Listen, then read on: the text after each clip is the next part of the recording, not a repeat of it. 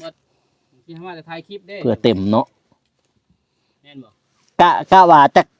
กอดดินจีนเนาะทางนี้นี่บ่ที่บ่ได้บ่อ่า 2,000 บ่ถึงดอกบ่ถึงบ่ประมาณ1,000นะบ่แต่ทะยานมันหล่นลงมาใส่หัวเนาะหินนี่ก็ได้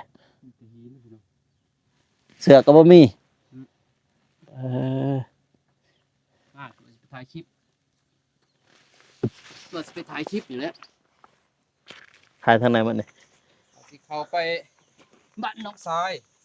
น้องชายสิ อยู่บ้าน ข้างในโอ้จักห้องนอนเนี่ย3 ห้องนอนโอ้เดี๋ยวไว้เติบได้ละเห็ดจนกอขึ้นเลยเอาบ่ได้ขึ้นมาบ่ทางนี้คือสิบ่ได้ขึ้นอ๋อเบิ่งเนาะคือว่าเห็นเราบ่สบายบ่เป็นจังได๋เห็นลงคลิปแม่นบ่สบาย เจ็บท้องพักผ่อนเพียงพอให้พักผ่อนแน่อีต้นเขา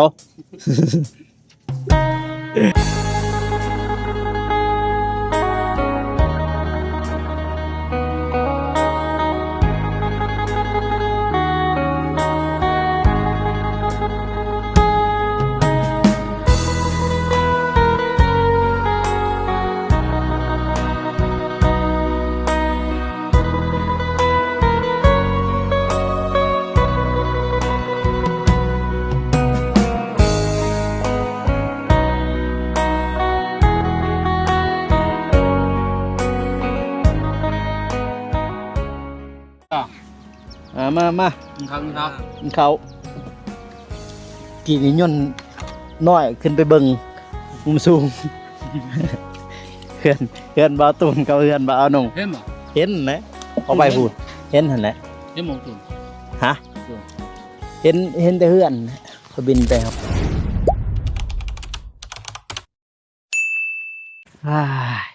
น้องเอ้ยเปิดภาพมามื้อนี้ท้องฟ้าก็แจ่มใสพี่อยู่มองไม่เลยเด้อพี่น้องเด้อพี่กบหน้ากบตาก็คือมองที่ว่าเฮือนไม่ของบ่าวอนงเนาะพี่น้องเนาะมื้อนี้ก็ได้มาถ่ายคลิปให้พ่อแม่พี่น้องเพิ่นได้เบิ่งได้ชมอีกครั้งหนึงเนาะพี่น้องเนาะเพราะว่าหลังจากที่ว่าทางบ่าวกูเฮ็ดเฮือนหรือว่าแอมห้องนอนนั่นนะสำเร็จเนาะพี่น้องเนาะก็จึงได้ลงมาถ่ายคลิปให้พ่อแม่พี่น้องเพิ่นได้เบิ่งได้ชมอีกพี่น้องเอ้ยเนาะก่อนอื่นหมดก็กราบสบายดีเด้อพ่อแม่พี่น้องเนาะบ่ว่าสิอยู่ภายในหรือว่าต่างประเทศก็ยินดีต้อนรับเข้าสู่ช่องบ่าวกูชนบทชาวปุปลาพี่น้องเอ้ยเนาะเปิดภาพมามื้อนี้กับพี่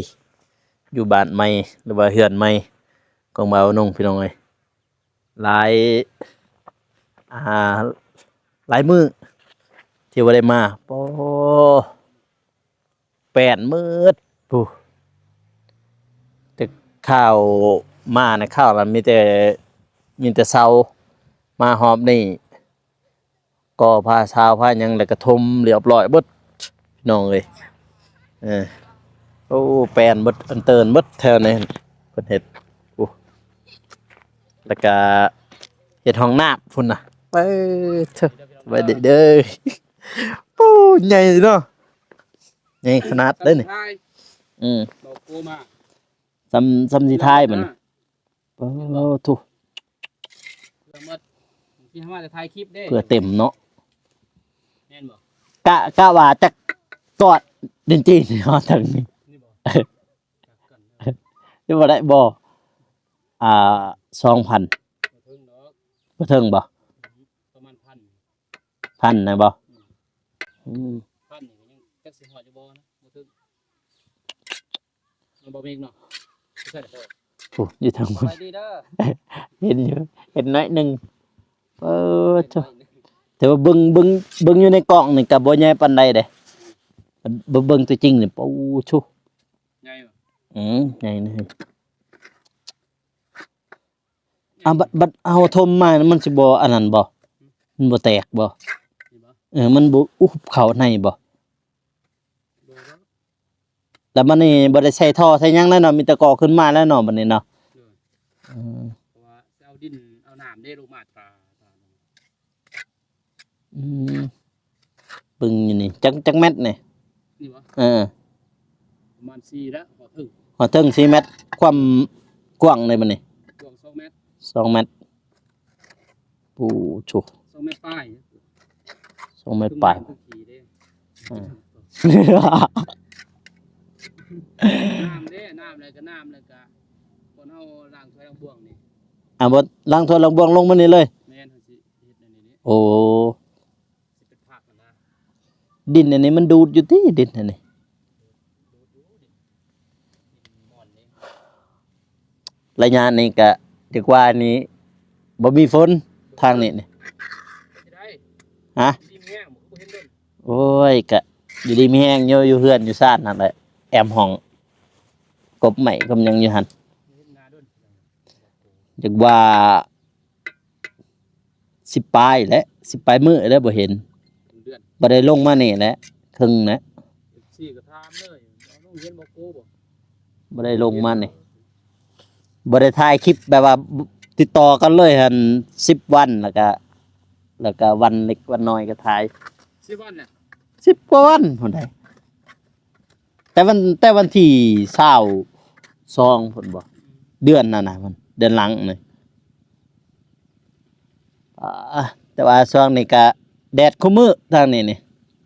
ทางบ้านก็คือกันร้อนเด้ทางนั้น ฮ้อนบ่ แต่ว่าทางนึกจึงนี้ฝนตกอีกทางนั้น ไปแล้วบ่ ยังเห็นแต่เขาลงข่าวเขาลงทางนั้นฮะ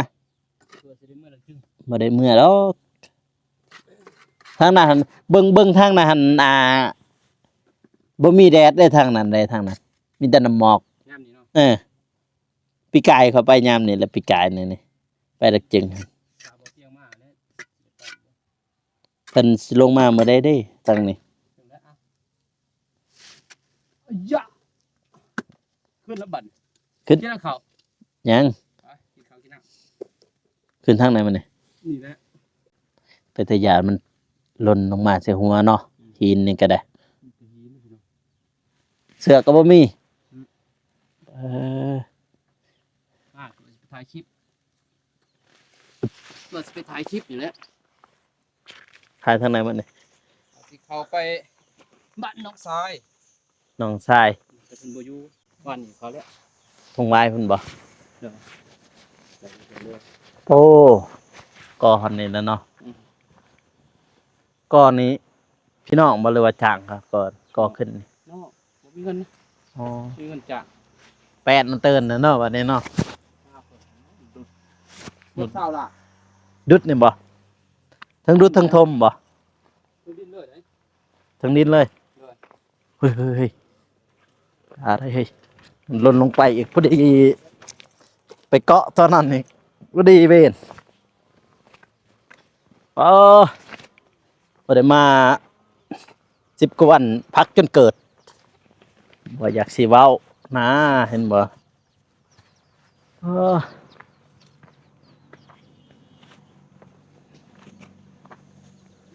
แดดแห้งทางนี้ หมดแล้วดอกโก บ่มิกแล้วบ่เบิ่งอยู่เถิง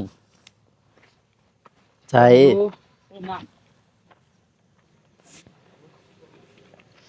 ้น้ ฮอดพี่น้องเอ้ยทางนี้เบิ่งข้างในก่อนปึ๊บได้พี่ข้างในโอ้จักห้องนอนเนี่ย3ห้องนอนโอ้เดี๋ยวไว้เติบได้ละเห็ดจนก่อขึ้นเลยพี่น้องนั่นแหละก่อโอ้อันนี้ดอกตูนเงินบาตูนไปตรงพุ้นหน่อยนะเพื่อนน้องบองมาอยู่พุ้นอยู่บ้านเดียวกันนะได้บาทนี่บาตูนบานงบ้านเดียวกัน บ้านห้วยดำเมืองท่าแตงพี่มื้อนี้เพิ่นก่ออยู่นี่พี่น้องเอ้ยนี่มองนี่พี่แนวนี้ดอกเขาก่อเฮือดอ้ายเพิ่งฮู้ว้าโอ้ยมีไก่มีหยังเนาะอยู่นี่เนาะไผนอนอยู่นี่ซั่นน่ะ ไม่เท้า แม่เฒ่า เท้าก็เท้า อ๋อเครื่องบ่เสียแล้วเต้บัดนี้บ่มีไผลักแล้วเต้บัดนี้ เสียแต่มื้อนั้นแหละเสียแต่ สิคุ สามอัน เอ้ย ติดกล่องวงจรเด้ อืมมีกล่องอีกยามนี้น่ะม่วงเนาะมอแล้วนี่ แม่นเอ้ยเดือน4ไปแล้ว แม่นบ่ เดือน3เดือน4ไปแล้วเดือน4แล้วนะ สี่ ใหม่เดือน4จะได้กินม่วง โอ้ ผมมีม่วงนี่ ปลูกอันนี้นี่ จะบักกะไลดอกดอกบ่บ่ก็ล้างมือ ครั้งนอนน้ำสบายแล้วเนาะ โอ้ย เป๊บอยู่นี่ ล้างมือเก็บเขาพี่น้องเอ้ยพอดีงามแล้วมาพอดีถือจังหวะ คือจังหวะเนาะบ่ทันเฮ็ดหยังจะมาอะไรแค่กินข้าว คันบ่นี่ก็อดนอนนั่นแหละ ไป จับให้ แต่แล้ว ได้บ่ พอใส่เด้ บ่ใช่ อ่ะ โอ้ยไปหาหนมบุษบ้าบ่ บ้าบ่าวสาย ตำเลยจ้ะ ทำตื่นเลยบ่ น่าสิไปสปาอีกอ่ะ จะไปแล้วบ่ ยังยังไป อืม บ่าวสายเอ้ยบ่ได้นี่บ่สู้ไปนำบ่าวมิกเลยบ่ได้ไปนำบ่าวมิกเลยเดี๋ยวนี้ พอใส่บ่ เออ อ๋อ ไปหาน้องกัน น้องบุษบาไปอยู่บ้านนี่หยังวะ เออ อยู่กับเปิ้ล โดย อ๋อ น้องบุษบาอยู่กับปือกับวงเลยตอนนี้เมื่อกี้ก็พ่อโทรนำอยากได้รถ จะได้รถ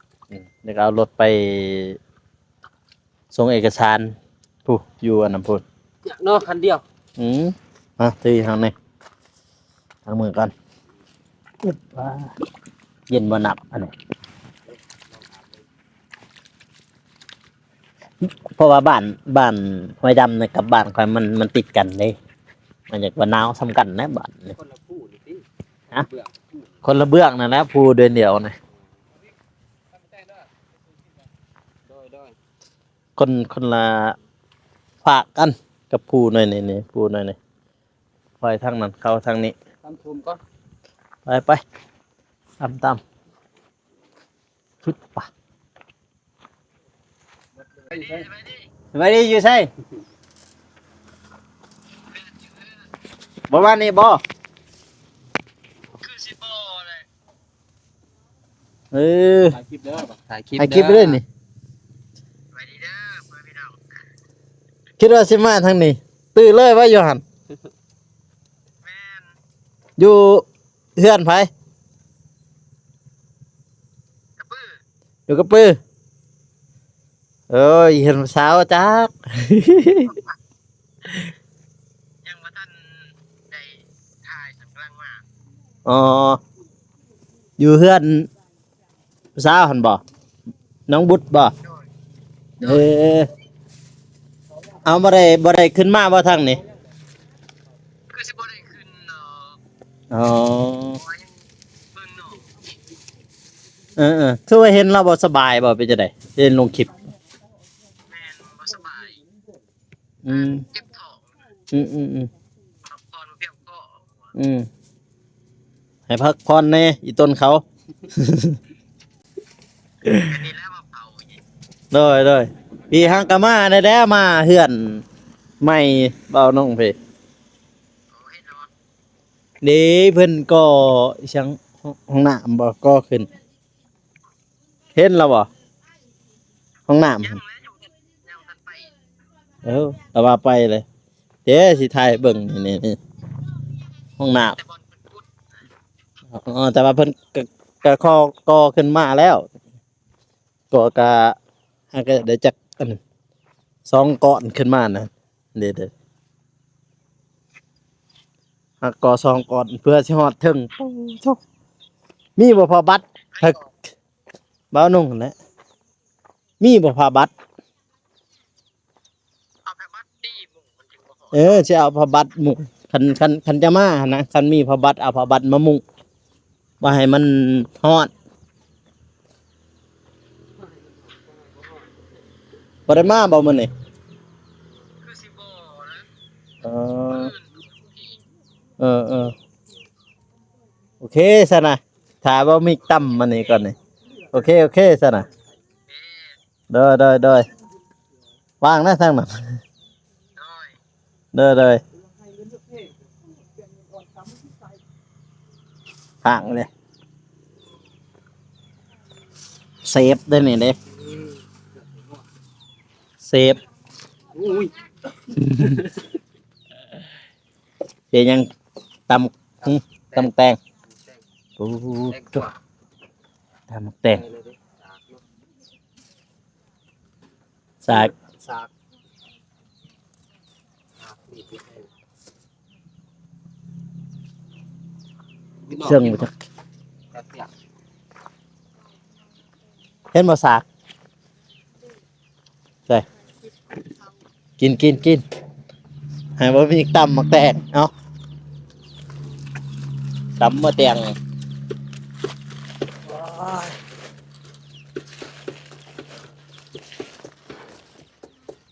โทรศัพท์ก่อนให้บ่มีกระตำแตงก่อนเดี๋ยวสิบินโดนว่าเบิ่งบรรยากาศมุมสูงเนาะพี่น้องเนาะบ้านไม่เบาน้องแล้วก็ติดกับบ้านเบาตูนเลยพี่น้องเนาะสิบินมุมสูงให้พ่อแม่พี่น้องเพิ่นได้เบิ่งได้ชมนํกันเนาะพี่น้องเนาะบรรยากาศมุมสูงทางบ้านหอยดำไหมพี่น้องเนาะเดี๋ยวเราไปเบิ่งไปชมนํกันเลยพี่น้องไปโก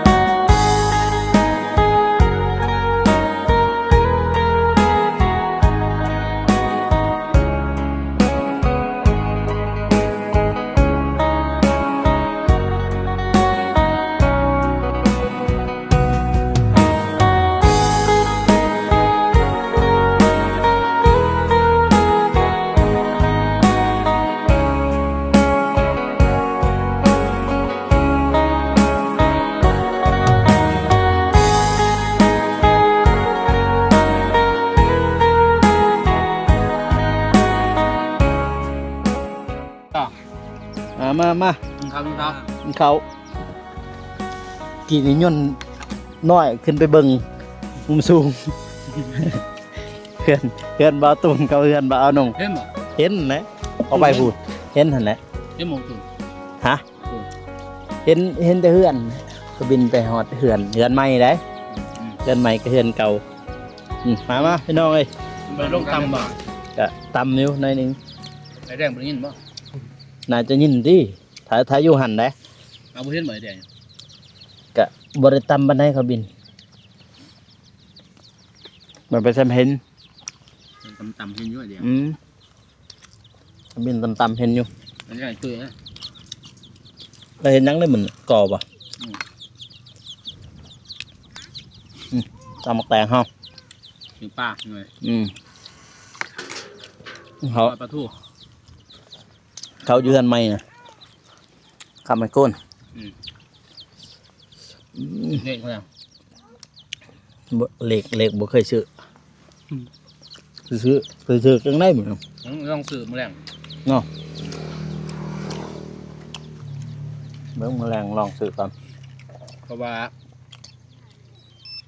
บ่เห็นเบาโกดนใช่ไหมบางทีเด็กออกบ่จักมื้อนี้ เนาะ เพิ่นมามื้อ มา นี่ออก มื้อนี้เนาะ เป็นทิศเนาะ 10 ปลายวันยิดหยัง2 10 กว่าวันท้องเทศผมจื้อ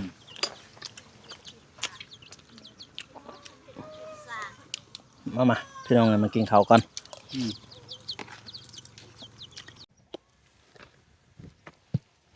บ่อันนั้นบ่ล่ะ ทางนั้นนะ วันทูทีอุ๊บป้าโตมันจะชวดจริงๆหน้าแม่คุณเอ๋ยเอาลงเฮ็ดต่อเป็นยังไงจะกินข้าวกินน้ำเรียบร้อยกะลงมือทำเฮ็ดกันแน่เด้อเนาะเพิ่นอยู่ทางนั้นบ่แดดเนาะเจ้าอันแหละทางนั้น โชคดีหน่อยหนึง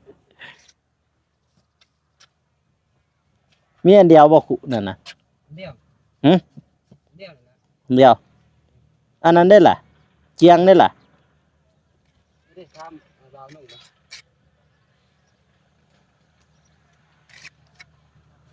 เจียงอันเดียวบัดนี้ปึ๊บกินข้าวกินน้ำเรียบร้อยพี่น้องเนาะหลังจากกินข้าวกินน้ำนำกันก็แม่นว่าลงต่อปลามิก มันสิแห้งแล้วเด้อเฮ็ดเด้อมันจะแห้งแล้วเด้อเนี่ยสิแห้งแล้วจะเฮ้ยใครแน่เอ้ยมีลมแน่จุดนี้ เบิ่งที่แปลงหลัง ฮะ เฮ็ดเวียกใส่สุดจังซี่ กระยางแล้วเจ้าคนขาว ดำนี่เนาะ เจ้าผู้ดีได้อยู่นี่อุ้ยแข็งเลยจักเฮ้ยอยู่บ้านข่อยหนาวเลย